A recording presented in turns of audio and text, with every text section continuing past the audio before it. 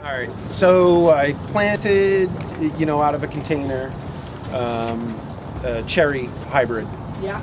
The leaves started turning yellow from the center and kind of growing out. Was that transplant shock, or is there a problem with the plant? Water. Too much All water? this rain. Because we had rain all week. All this rain. Yeah.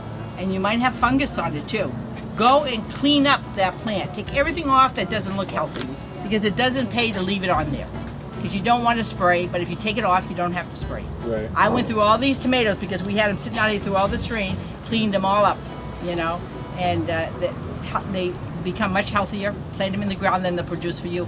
And you're not weary about that. But it was too extreme water. You didn't have great drainage in that container? I actually do. I've got I planted 4 tomato plants, 2 cherry hybrids, an heirloom, just like you had, the Brandywine, and then a early girl. Yeah. And it was only that one where the leaves turned.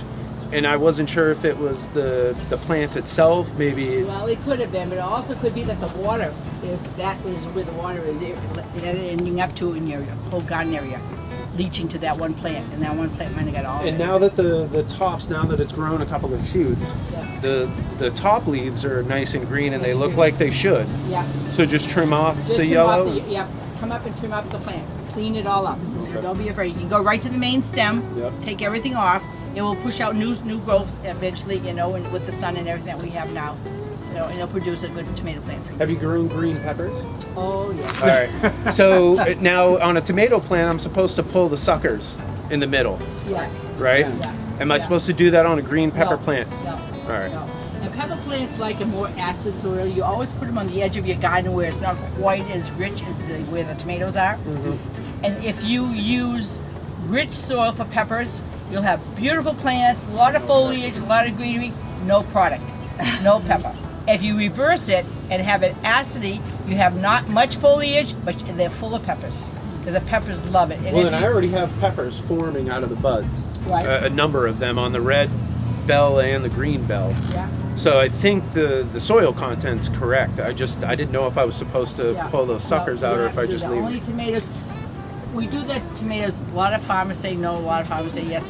You usually take off those suckers because sometimes it creates so much shade for the tomatoes do not ripen. And that's why you need it. And I usually wait to mid-season to take those off. See what the tomatoes are doing. Because when you cut them off, sometimes you're cutting off buds of production of more tomatoes. Well, yeah, and I've noticed that occasionally, if I waited too long to prune or look at the plant, the suckers are actually budding and about to produce tomatoes. That's right. So sometimes I've left them, but I try to, be proactive and pull them earlier if I can. But don't do too much. I mean, don't cut too much back too early, because you don't need that. Because the fact is, you're going to cut off your buds that you need to produce a good crop of tomatoes. Right. Yep.